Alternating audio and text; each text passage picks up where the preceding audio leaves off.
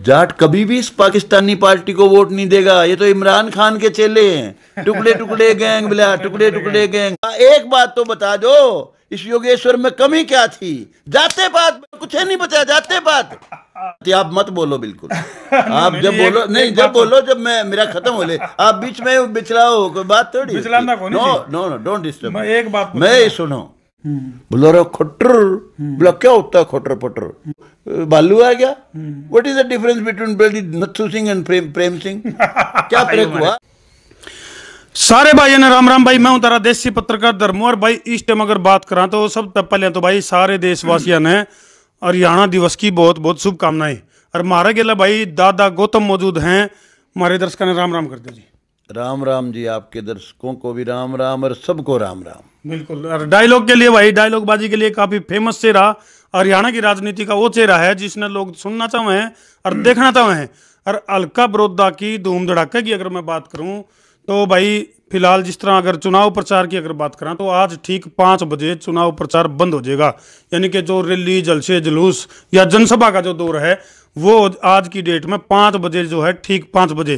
बोले भाइयों बहनों, मेरे प्यारे देशवासियों, आज शाम 5 बजे से प्रचार बंद। क्यों जी दादा गौतम जी हैं? ठीक है।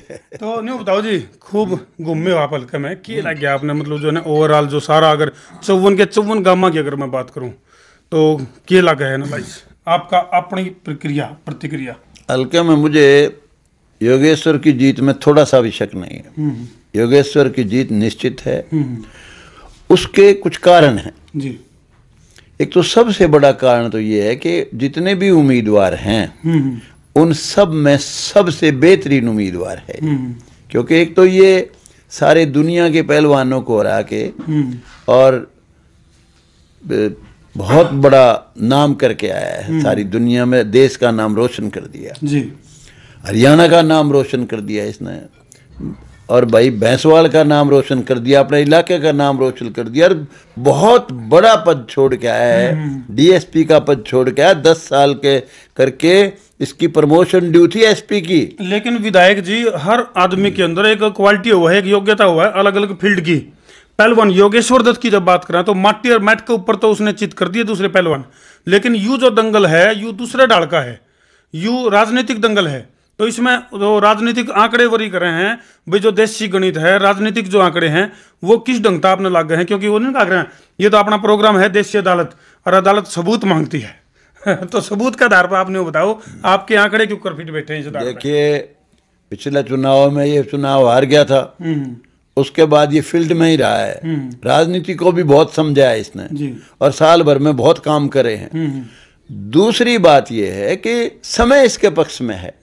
4 साल हैं सरकार के। अच्छा जी। लोग ऐसे पागल के बच्चे नहीं हैं कि 4 साल हुकूमत में सीर करना है। सरकार आपके द्वार है, तो वो क्यों नहीं इसको बनाएंगे? फिर इस पे कोई लांछन नहीं है। लेकिन कुछ लोग ने कहा हुड्डा का गढ़ है, मेहनत बेकार है। हुड्डा ने ऐसे कोई कारनामे नहीं कर रखे जिससे हुड्डा साहब के कैंडिडेट की जीत हो। हकीकत क्या है कि कांग्रेस पार्टी इस वक्त देश में बहुत डाउन है। लोग इसको समझ चुके हैं। आप जानते हो नरेंद्र मोदी ने जब 370 धारा तोड़ी तो इन्होंने कहा कि 370 धारा गलत तोड़ रहे हो, हमारी अगर ताकत आएगी तो हम दोबारा लागू कर देंगे। कश्मीर देश का अंग नहीं रहा था, इन्होंने दोबारा देश का हिस्सा बनाया है देश में शामिल करके। और दूसरी बात जो है, कांग्रेसी ये सवाल करते थे कि जी सर्जिकल स्ट्राइक का सबूत दो, हमारे नौजवान जो जिनकी वजह से हम सुख की सांस ले रहे हैं। विधायक जी बताओ। जो जिनकी वजह से हम आज आजाद हैं, सुख की नींद सो रहे हैं, वो तो वहां जंग लड़ रहे हैं। उनके बारे में ये सवाल करना कि सर्जिकल स्ट्राइक का सबूत दो, पुलवामा में हमारे तो लड़े ही नहीं, हमारे तो निहत्थे मार दिए। ये जो फौज को हतोत्साहित करते हैं, डिमोरलाइज करते हैं, ऐसा लगता है जैसे कोई इमरान खान के चेले ना हो कांग्रेसी। तो एक देश का गौरव है। कितने साल से राम मंदिर का मसला चल रहा था, मोदी जी ने राम मंदिर बनाया है। इनका जो प्रवक्ता था कपिल सिब्बल, उसने बयान दिया वहां, कहता है भाई 5-10 साल के बाद तारीख निकलवाइयो, अभी तो इसको रहने दो। इसका मतलब इसकी हिंदू धर्म में भी आस्था नहीं है इस पार्टी की। ये पार्टी तो बिल्कुल पिछड़ चुकी है। और मेरे दिमाग के मुताबिक हमारे विशेष तौर से जिनका ये नारा देने की कोशिश कर रहा है, हमारे जाट भाइयों को बहकाने की कोशिश कर रहे हैं। अरे जाट तो देशभगत कौम है। जाटों ने 150 के करीब कहते हैं करोड़ रुपया मुझे हराने के लिए कैप्टन अभिमन्यु ने लगाया था। सरकार उसके सारा चीफ मिनिस्टर था, मेरे खिलाफ बड़ा जहरीला प्रचार था। जाटों ने नहीं माना। जाट देश भगत कौम है, कमा के खाने वाली है, किसान है, देश का पेट भरती है। और देश की आजादी के लिए उनके सैनिक सीना तान के वहां सरहद पर लड़ते हैं। अब उनको डिमोरलाइज करना, कोई हिंदुस्तानी थोड़ी डिमोरलाइज करेगा उनको। उनका हौसला बढ़ाता। मोदी ने जो सबसे बड़ा काम किया है, फौज को बहुत ज्यादा तवज्जो, फौज की तरफ तवज्जो भी दी है और तरजीह भी दी है। लेकिन विधायक जी, मैं यूं नहीं कहता कि राष्ट्रवाद बुरी बात है, लेकिन केवल राष्ट्रवाद से पेट भरेगा। आपने नहीं लगता जैसे किसान की अगर बात करें, 3 अध्यादेश के जो मामला है, यू सरकार के लिए त्रिशूल बन गया एक तरह से।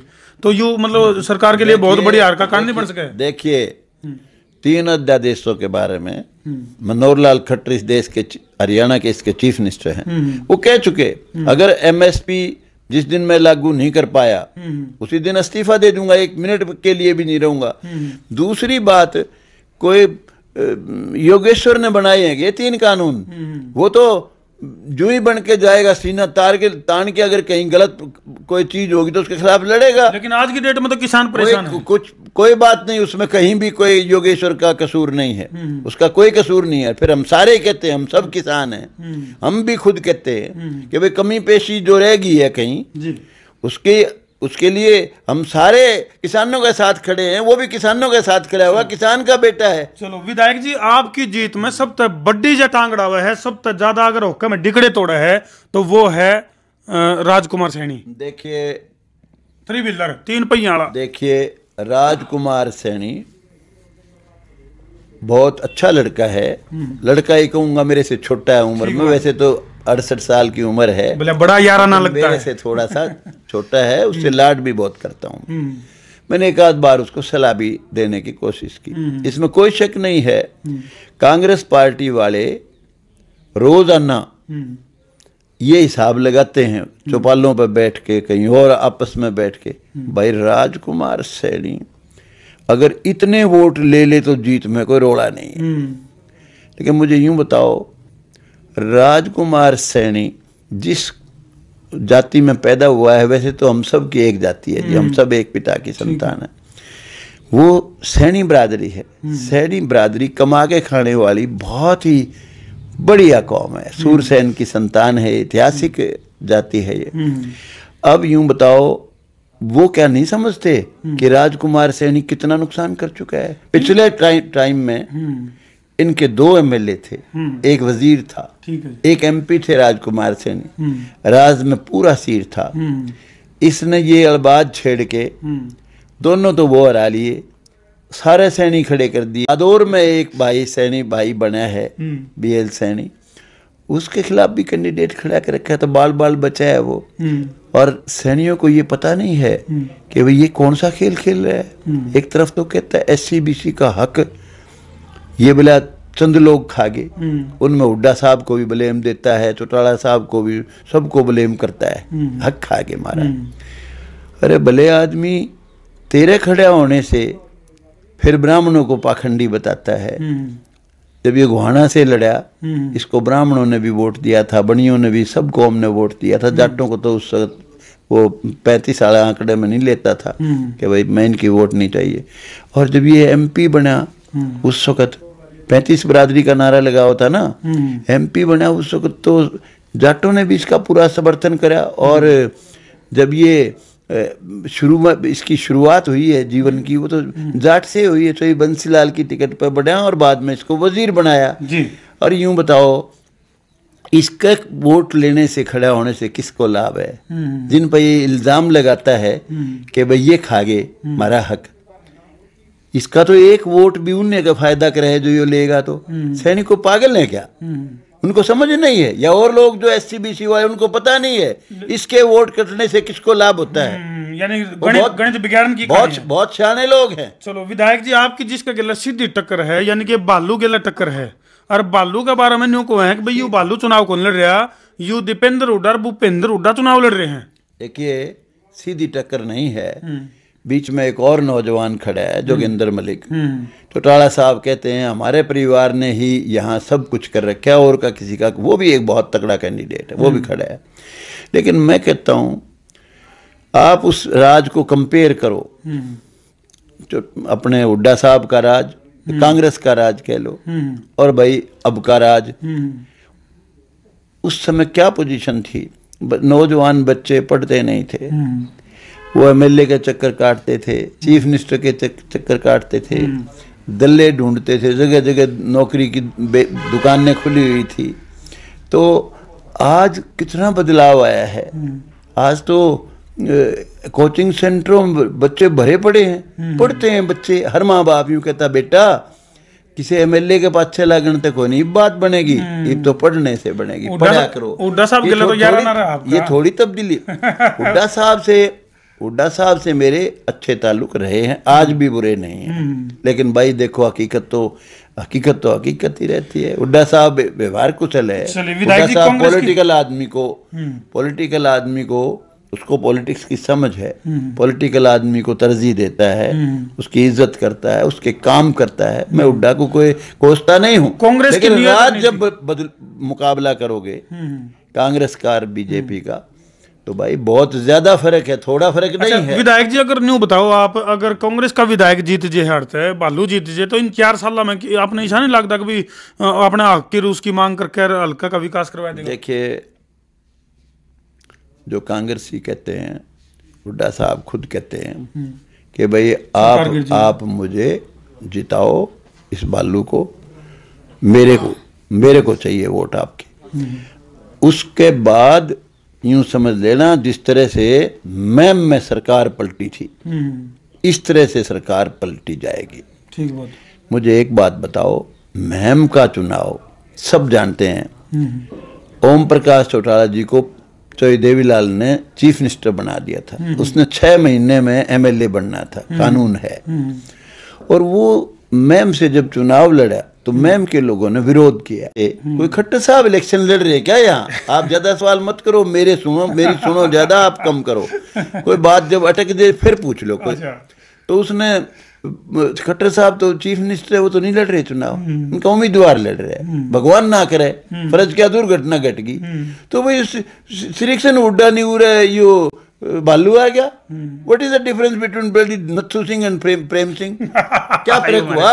सरकार कहाँ पलटेगी, मुझे ये समझाओ। सरकार का तो पलटने का सवाल पैदा ही नहीं होता। ये तो लोगों को भ्रमित करे। किस बात पर भ्रमित करे? सुनिए, सही बताता हूँ जी। भ्रमित कर रहे हैं सिर्फ जात पात पे। बोला खट्टर, बोला क्या होता है खट्टर पटर? और फिर को पूछे जी ये इस राज में खोट तो बताओ। बोला छोड़ तो इसकी बात, हमने इसकी शक्लें अच्छी नहीं लगती। अब ये तो जात पात की बात है। और खट्टर ने बता किसकी गां मार दी, किस जात ने से दिया, मुझे यूं बताओ। इस मेरिट पे सारी नौकरी दी है। HCS की सबसे बड़ी नौकरी है, सबसे ज्यादा नौकरी जाटों को मिली है, क्योंकि काबिलियत के हिसाब से मिली। जाट आज का इतना काबिल है, अपना हक नहीं छोड़ेगा, हक से ज्यादा लेगा, चाहे IAS की नौकरी हो, चाहे HCS की नौकरी हो। तो ये जो बात है, ये तो कोई बात नहीं है। और एक बात बता देता हूं आपको, मैं जाट कौम में पैदा नहीं हुआ, लेकिन इन्हें में रहा हूं। जाट बहुत बहादुर कौम है, देश भगत कौम है। जाट किसान है, कमा के खाने वाली कौम है, देश का पेट भरती। आप मत बोलो बिल्कुल। आप जब बोलो नहीं, जब बोलो जब मैं मेरा खत्म हो ले, आप बीच में बिचलाओ, कोई बात थोड़ी। No, don't disturb. एक बात मैं सुनो, आप मुझे फिर पूछ लेना, मैं खत्म करूं जब फुल स्टॉप ला के। जाट जब यूं बताओ किसान है या सैनिक है, देश की रक्षा में लगा हुआ है जाट, ठीक है जी। बहादुर कौम है। और जब वो देश दुनिया का पेट भरता है, जाट किसान अन्न उपजाता है, सारी फसलें सब कुछ किसान है, और फिर सीमाओं की रक्षा करता है। यूं बताओ, क्या वो कांग्रेस को वोट दे देगा? जो उनकी बहादुरी पर शक करते हैं, जो सर्जिकल स्ट्राइक को गलत कह रहे हैं, हुई ही नहीं, जो कहते हैं जी वहां तो वैसे मरवादे निहत्थे थे, वो तो लड़े ही नहीं। जाट को बर्दाश्त हो गई है। जाट कभी भी इस पाकिस्तानी पार्टी को वोट नहीं देगा। ये तो इमरान खान के चेले हैं, टुकड़े टुकड़े गैंग, बोला टुकड़े टुकड़े गैंग। आप मुझे यूं बताओ, उसके अम्मी उनको शर्म नहीं आती है वहां जाके? और राहुल आप हर मामले में सरकार का विरोध करो, अच्छी बात की सपोर्ट भी करो। अरे कहते 10 साल तक, 5-10 साल यूं बोला रहने दो, मंदिर की जरूरत ही नहीं है। अरे रामखोर, मंदिर की 5-10 साल केस ही ना चले। ये किस नस्ल के हैं को पूछने वाला हो। तो विधायक जी भी न्यू बताओ, आपका ये जो जाट प्रेम है वो इब्बे जागे है कि जी बड़ौदा का इलेक्शन है, अगर पहले अभी जाटा तो इतना ही प्यार कराया करते? देखिए, ईमानदारी की बता रहा हूं, इंसान वैसे तो गलती का पुतला है, हर इंसान से गलतियां होती हैं, लेकिन जाटों से मैं बहुत प्यार करता हूं। हकीकत तो ये है कि ये जाट प्रेम करने के लायक ही है। जाट अगर किसी का विरोध करता है तो खड़ा होके करता है, किसी की मदद करता है तो खड़ा होकर करता है। मैं तो एमएलए का इलेक्शन बहुत बुरी तरह हार हुए हैं। जाटों ने छाती अड़ा के, मेरे वाले दिन का सारी जिंदगी मैंने भला करार दिन में सब कुछ हुआ, वो तो 75 पार में थड़स गए थे सारे। जाटों ने छाती अड़ा के मुझे बनाया है। मुझे जाट कौम पे बड़ा फख्र है। और 2005 में भी मैं एमएलए बना हूँ, पहली बार अकेला ही बना था बीजेपी में। एक नरेश मलिक बना था, एक मैं। नरेश मलिक तो चक्रवर्ती शर्मा को वहां से टिकट दे दी, वीरेंद्र सिंह को नहीं दी, इसलिए बना था। अगर वीरेंद्र सिंह के पास टिकट होती तो 100% हारता। मैं बना था अपनी मेहनत करके, 5 साल की लगातार। 90 सीट में से 2 आई थी, एक due to default of ticket by Congress party, एक मेरी मेहनत की। और उस वक्त जो बनाया था मुझे, उसमें भी जाटों का अहम रोल था। चलो, अब 2 कयामत की रात बाकी है जी। 3 तारीख का चुनाव है और 2 कयामत की रात बाकी है। कयामत की रात आंकड़े बदल दे हैं, आंकड़े बदल दे आने लग दी। टिल टुडे में इलेक्शन कित खड़ा है, और जब वोट गिरने जाओगा मतदाता, उसकी थॉट प्रोसेस किस तरह बदल सके, क्या लगा आपने? देखिए, जो इलेक्शन का समय नजदीक आएगा, इलेक्शन, योगेश्वर का इलेक्शन आंधी में बदल जाएगा। हर आदमी बहुत गौर से सोचेगा कि आज अगर हम इसको बना देते हैं कांग्रेसी उम्मीदवार को या चौटाला साहब वाले को, तो भाई क्या अपना राज में सिर होगा? उनको पता है 4 साल राज में सिर नहीं होगा। तो भाई ईसाई श्रीकृष्ण हुड्डा बन रहा था, ईसाई उसने बनाओगे वो बनेगा, राज में सिर कर लो। और दूसरी बात, बहुत सोच के कह रहा हूं मैं ये बात, जाट कौम वीर पुरुषों की कौम है, देश भगत कौम है। अपने कलंक का टीका नहीं लगवाएगी जाट कौम, उनका लांछन नहीं लग जाएगा। यूं कहेंगे एक बात तो बता दो, इस योगेश्वर में कमी क्या थी? जाते बात और कुछ है नहीं बचा, जाते बात बताओ मुझे। बीपीआई हो गया भैंसवाल के लोग अगर अब की बार एकता का सबूत नहीं दिखाएंगे तो मुझे यूं बता दो, तड़के उनके उम्मीदवार ने कौन वोट देगा? और वो क्यों लांछन लगवाएंगे? यूं कहेंगे एक बात बता दो, इसका क्या खोट है? ये बामण के पैदा हो गया, यो थारे मलिका की किसी माता का पेट पाड़ के जाम जांदा, भगवान ने जिसको जहां जन्म दिया तो उसने उसका करामात है, यो केक रहे तुम मैं इसलिए इसको हराओ हो। राजकाज में सिर होना थारा। अरे हिंदुस्तान में जना दिया भैंसवाल का हमने, कौन जाने था? दुनिया में नाम रोशन कर दिया थारा। अरे जात पात पे हराओ हो, ऐसा लांछन जाट कौम बहादुर कौम है नहीं लगाएगी। वो काम तो नहीं, ये कलंक का टिक्का होगा, और कलंक का टिक्का सारी जिंदगी कभी भी नहीं उतरेगा। ईमानदारी से कहता हूं, मैं भगवान को हाजिर नाजिर मान के कह रहा हूं। और मेरे खिलाफ पलटने की बहुत कोशिश की। गौतम एंटी जाट है, गौतम फलाना है, एक भी जाट ने सूंघा भी नहीं उनको। जाट कौम ऐसी मर्द कौम है। इसलिए भाई, और 2 ये तो इनके फैक्टरी और कुछ नहीं है। एक तो भाई राजकुमार सैनी कह पर्ची लेगा। बड़ी एक भाई जात जात पल्ले कुछ नहीं, राजकाज का मुकाबला कर लो। चलो जी, चलो कांग्रेस के राज का मुकाबला कर लो, इसका कर लो। चलो किसी बात में भी क्या में भी है तब बड़ा सा भी। बस जी, बहुत बहुत धन्यवाद, शुक्रिया। हमारे गिला जुड़े आप, हमारे दर्शकों गिला जुड़े, हमारे दर्शकों ने भी राम राम कर दिया। और वो इब और सवाल नहीं लेंगे भाई, क्योंकि भाई विधायक जी का बीपी हो गया है हाई। और ऐसा काम तो नहीं हो जाए 3 तारीख तक बोला जो जो दवा की दर्द बढ़ता गया। चलो चुप्पी साध लिए भाई विधायक जी ने भी। और भाई हिसाब ताम भी ला लियो, छो क्यों उठा है दादा गौतम का। और भाई वह बात डायलॉग बाजी के लिए फेमस हैं। और इन बातों का हिसाब ताम लाइयो भाई, वाक्य में जो बात कही है उनका मतलब क्या लिख रहा है। तो भाई ये 3 तारीख ने देखेंगे के बनेगा। 2 क़यामत की रात बाकी हैं, इन रातों का क्या असर पड़ेगा। ठोको शेर, मैं हूं तारा देसी पत्रकार धर्मू। जय हरियाणा, जय भारत।